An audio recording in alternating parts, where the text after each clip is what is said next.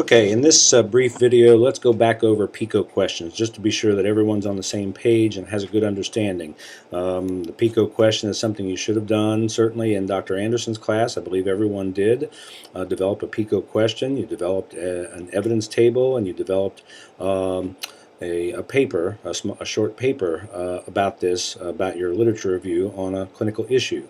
What we understand, we the faculty understand, is coming into this course, many of you may use the PICO question and that background that you developed. Some of you may not. You may decide to work on something different. So it's important that we go back over PICO questions now and make sure that if you're doing something different from what you had posted in Dr. Anderson's class, that you make sure you understand how to develop a good PICO question. You'll have to do a literature review. You don't have to do a full evidence table for us, but you'll have to have some background and evidence supporting a potential intervention that you may want to use. So let's just talk about PICO questions a little bit. I want to point out to you that in week 1 there's an article called Asking the Clinical Question. Susan Stillwell is the primary author on this. Ellen Fineout-Overhold and Bernadette Masaryk Melnick also authors on this. Excellent article. It's only 4 pages. It's very brief, but it really, I think, brings it back to you how to develop a PICO question, what the important elements are in that. So let's just talk about that. So PICO is an acronym for the elements of the clinical question. P stands for patient population. I is for the intervention or the issue of interest. C is the comparison intervention or issue of interest. So typically in quality improvement, we want to really highlight that you are comparing what your proposed improvement or intervention will be is. You're going to compare that to the standard of care right now, to what's currently being done.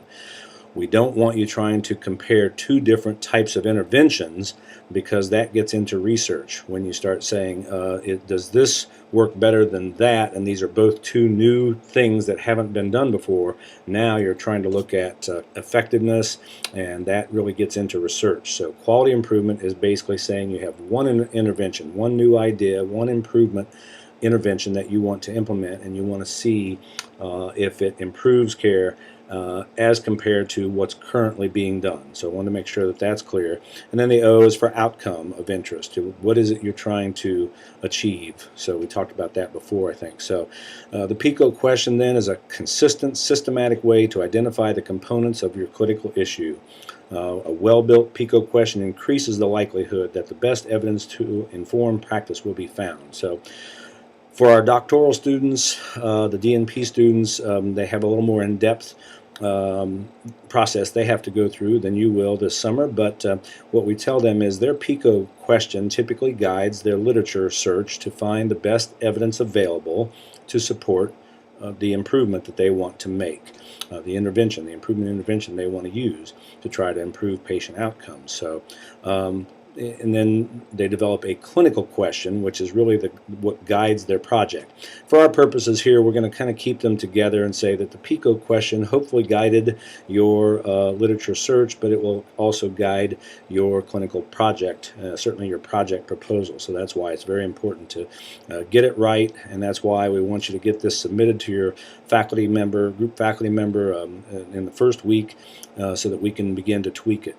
So we understand that some of you will use what you had before and some of you won't, so it's really important that we get this nailed down very quickly, because as you get into the DMAIC and begin to talk about defining the problem, defining the population, all those sorts of things, you have to have this PICO question really well written. So in the article, the Stillwell article, I want you to pay attention on the it's page 60. The article is 58, 59, 60, and 61.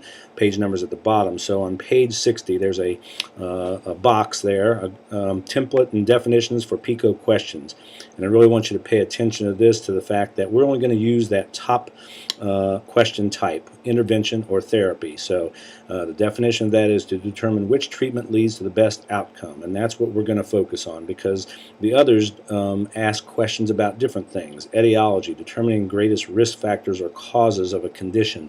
we're not really going there. We're not going to look at diagnosis or diagnostic tests or prognosis or predictions.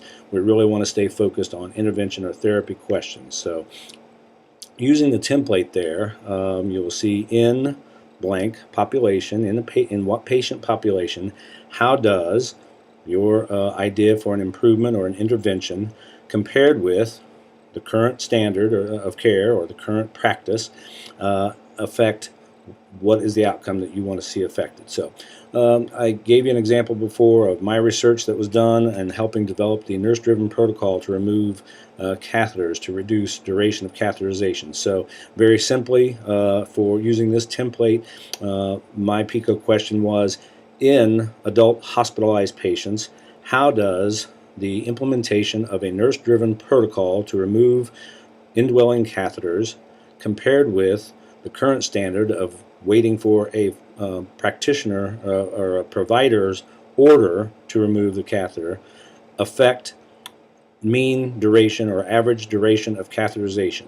And I used a within, but it could be within 3 months, within 6 months, within a year's time, whatever time frame you might want to use, or you don't have to use within. So again, in adult hospitalized patients, how does the implementation of a nurse-driven protocol to remove indwelling catheters as compared with the current practice of waiting for a physician's order affect the average duration of catheterization? That was it. What the outcome I was really looking for was, did we reduce the average, the mean duration of catheterization after using the nurse-driven protocol instead of having to do a physician reminder, call a physician or a practitioner, wait for an order to remove the catheter. We tried to speed up the process. In my opinion, this was something that nurses should be in charge of and be able to basically write the order, basically say when their patient's catheter could come out. And that's on basic medical surgical type patients, not necessarily on urology patients where the physician may really need to decide whether the catheter still needs to be in based on something going on urology wise. We wouldn't want to interfere with that. But on basic medical surgical patients where the catheter was placed probably in the emergency department, maybe even the patient came from nursing home, that was the case, and that's what we tried to do, and we did reduce mean duration of catheterization. So I hope that's a good example of showing you what a PICO question looks like, telling you how important it is to make sure that you get your PICO question nailed down. If you're using what you used for Dr. Anderson's course, I think he probably went through those pretty well with you and made sure that they were worded well. But your group faculty member is going to want to see your PICO question right away, and let's really make sure that you are on the right track to begin with. Okay, that's it for this one. Thanks very much for listening.